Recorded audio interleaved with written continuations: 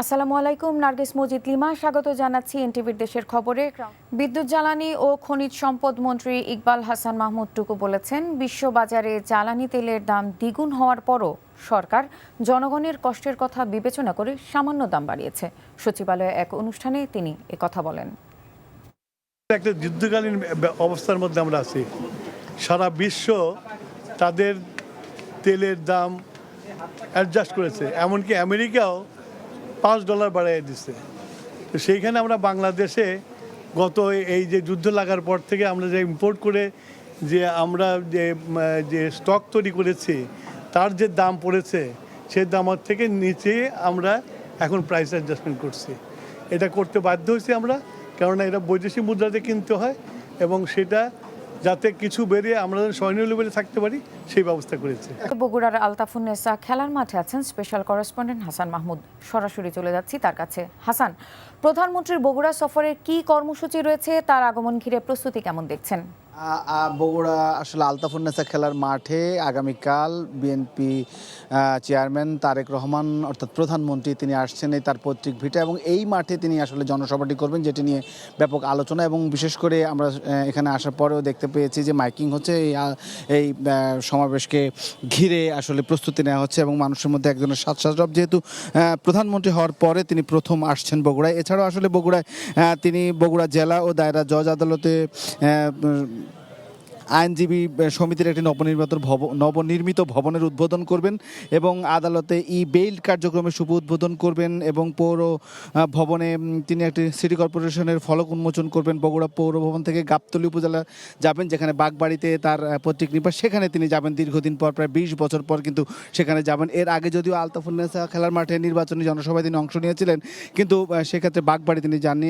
কাল তিনি বাগবাড়িও যাবেন এবং শহীদ ডিগ্রি কলেজ মাঠে সেখানে তিনি ফ্যামিলি কার্ডের একটি প্রোগ্রাম রয়েছে, খালকাটা কর্মসূচির উদ্বোধন এবং হাম এবং রুবেলা টিকার একটি ক্যাম্পেইন উদ্বোধন করার কথা রয়েছে। এবং রাষ্ট্রপতি জিয়াউর রহমানের পৈতৃক নিবাসের বাড়ি হতে অর্থাৎ বাগবাড়ি থেকে তিনি বিকেলে আবার এই আলতাফুন্নেসা খেলার মাঠে এসে হাজির হবেন এবং এই আলতাফুন্নেসা খেলার মাঠে তিনি আসলে জনসভায় বক্তৃতা করবেন এবং তার সেই বক্তৃতাকে শোনার জন্য কিন্তু এবং সেই প্রস্তুতি নেওয়া হয়েছে এবং মাঠের চারপাশে কিন্তু মাইক লাগানো হয়েছে এবং মাইকিং করা হচ্ছে।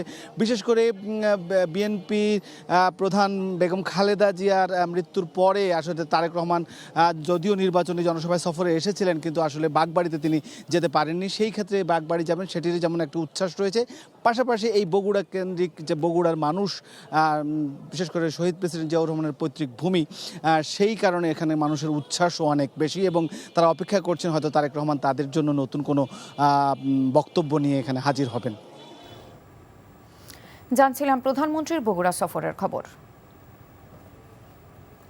খাল খনন কর্মসূচি সরজমিনে দেখতে আগামী 27 এপ্রিল যশোর ও 2 মে সিলেট যাবেন প্রধানমন্ত্রী তারেক রহমান, এমনটা জানিয়েছেন পানি সম্পদ মন্ত্রী শহীদ উদ্দিন চৌধুরী অ্যানি। দুপুরে সচিবালয়ে নিজ কার্যালয়ে পানি ব্যবস্থাপনা নিয়ে মন্ত্রণালয়ের সংশ্লিষ্টদের সাথে বৈঠক করেন প্রধানমন্ত্রী তারেক রহমান। সভায় 180 দিনের কর্মসূচি নিয়ে আলোচনা হয় বলে জানান পানি সম্পদ মন্ত্রী।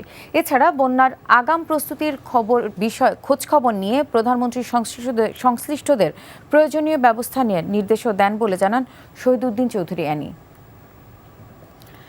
চট্টগ্রাম বন্দরের নিউমুরিং কন্টেইনার টার্মিনাল এনসিটি পরিচালনার ব্যাপারে দ্রুতই সিদ্ধান্তে আসা যাবে জানিয়ে নৌপরিবহন মন্ত্রী শেখ রবিউল আলম বলেছেন, বর্তমান উদ্যোগ সফল না হলে টার্মিনালটি পরিচালনার জন্য উন্মুক্ত টেন্ডারে যাবে সরকার। দুপুরে চট্টগ্রাম বন্দর পরিদর্শনকালে তিনি একথা বলেন।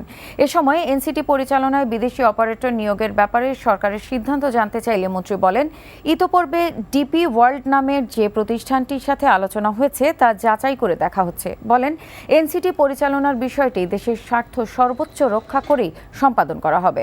বর্তমান প্রস্তাব সন্তোষজনক না হলে এনসিটি পরিচালনার জন্য সরকার উন্মুক্ত টেন্ডারে যাবে বলেও জানান মন্ত্রী।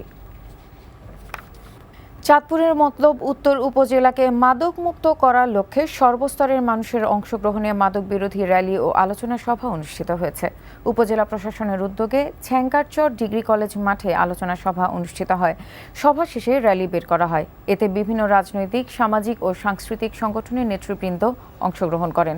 পরে আলোচনা সভায় প্রধান অতিথি হিসেবে বক্তব্য রাখেন চাঁদপুর 2 আসনের সংসদ সদস্য ডক্টর মোহাম্মদ জালাল উদ্দিন। ময়মনসিংহের তারাকান্দা ও আশেপাশের এলাকায় বিএনপির দুই গ্রুপের মাঝে সহিংসতা এড়াতে ১৪৪ ধারা জারি করেছে উপজেলা প্রশাসন। তারাকান্দার দক্ষিণ বাজারে আজ দুপুরে রিয়াদ নামে যুবদলের এক কর্মী দেশীয় অস্ত্র নিয়ে বিএনপির নামে মিছিলের ঘোষণা দেয়। বিষয়টি নিয়ে উত্তর জেলা বিএনপির যুগ্ম আহ্বায়ক মোতাহার হোসেন তালুকদারকে প্রশাসন ডেকে নেন। মোতাহার হোসেন তালুকদার সেই মিছিল বিএনপির নয় উল্লেখ করে প্রশাসনের সহায়তায় প্রতিহতের ঘোষণা দিলে উপজেলা প্রশাসন সভাস্থলে ১৪৪ ধারা জারি করেন। নড়াইলে হয়ে গেল ঘোড়দৌড় প্রতিযোগিতা। ৫ দিনব্যাপী আয়োজন হয় নড়াইলের কালিয়া উপজেলায় এই প্রতিযোগিতা। খাসিয়াল সবুজ সংঘের উদ্যোগে স্থানীয় বিলে এই ঘোড়দৌড়ের আয়োজন করা হয়। প্রতিযোগিতায় নড়াইল ও এর আশেপাশের বিভিন্ন জেলা থেকে মোট ৫২টি ঘোড়া অংশ নেয়।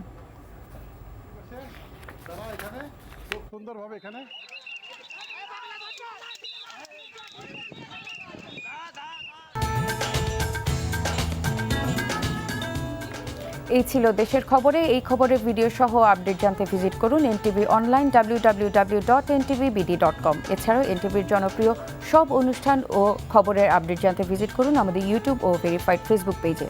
সন্ধ্যা ৬টায় ইভিনিং নিউজ দেখার আমন্ত্রণ রইল। ধন্যবাদ সবাইকে।